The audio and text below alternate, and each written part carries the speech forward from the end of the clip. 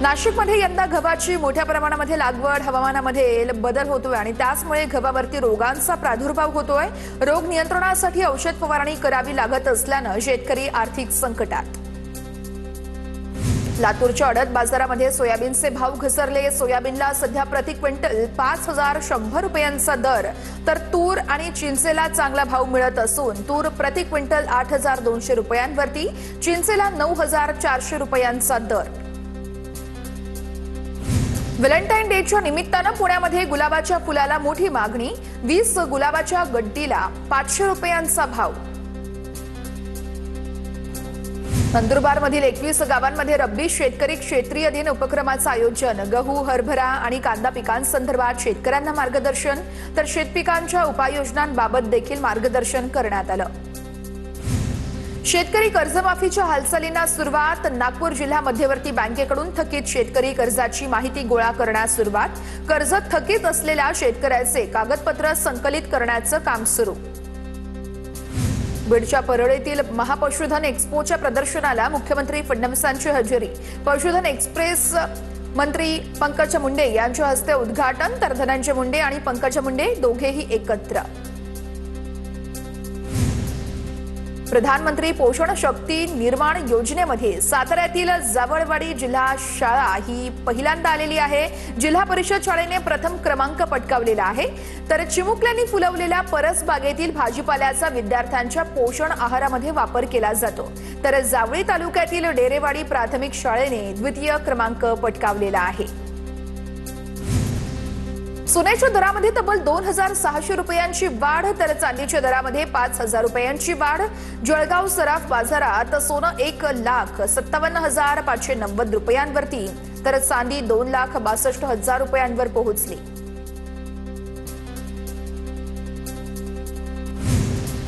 नंदुरबारमध्ये बँकांच्या अपुऱ्या शाखांमुळे आदिवासी शेतकरी नागरिकांना अडचण। जिल्हाधिकाऱ्यांचे 30 जूनपर्यंत शाखा वाढवण्याचं नियोजन।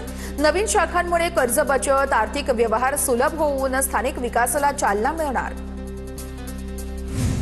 अमरावती जिल्ह्यातील धारणी आणि चिखलदरा तालुक्यातील विहिरींची पाणी पातळी झपाट्याने खालावली।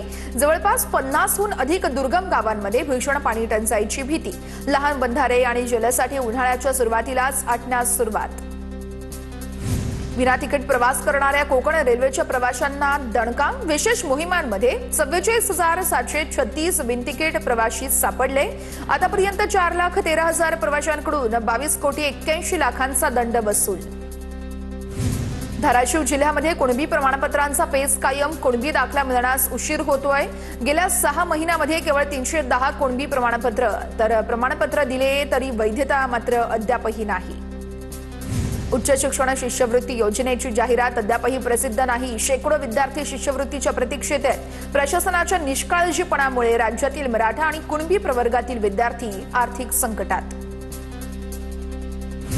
युरो एशिया आंतरराष्ट्रीय कराटे स्पर्धेत पुण्यातील खेळाडूंची चमकदार कामगिरी। पुण्यातील 3 खेळाडूंनी सुवर्ण पदक, तर 5 खेळाडूंनी रौप्य पदक पटकावलं। खेळाडूंचं सर्वत्र कौतुक केलं जातंय। हिंगोलीच्या कळमनुरीतील डिग्रस कोंढूरमध्ये अतिवृष्टीत खचलेल्या पुलावरून नागरिकांचा जीवघेणा प्रवास। ग्रामस्थ प्रवाशांकडून तातडीने पुलाची डागडुजी करून सुरक्षित वाहतूक सुरू करण्याची मागणी। छत्रपती संभाजीनगरमध्ये डीपीडीसी कामांवरती बोगस वर्क ऑर्डरचा संशय, चौकशी सुरू। बांधकाम विभागामध्ये बोगस वर्क ऑर्डर काढून गैरव्यवहार झाल्याचा संशय। जिल्हाधिकारी दिलीप स्वामी यांनी मुख्य अभियंता अतुल चव्हाण यांच्या अध्यक्षतेखाली चौकशी समिती नेमल्याची माहिती।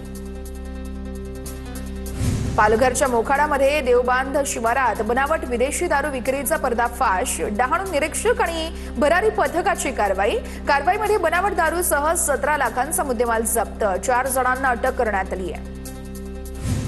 भंडाराच्या शास्त्री चौक टाकळी मार्गावरील जलवाहिनी फुटली। लाखो लिटर पाणी वाया गेले, त्यामुळे पुरवठा देखील विस्कळीत झाला होता। जलवाहिनीच्या दुरुस्तीच्या कामाला सुरुवात करण्यात आली आहे। बीडच्या मांजरसुंबा घाटात टँकरमधून ऑइलची गळती। ऑइल गळतीमुळे धुळे सोलापूर महामार्गावरती मोठी वाहतूक कोंडी। रस्त्यावरती तेल सांडल्यानं अचानक यावेळेस अनेक दुचाकी घसरून अपघात झाल्यानं काही जण किरकोळ जखमी।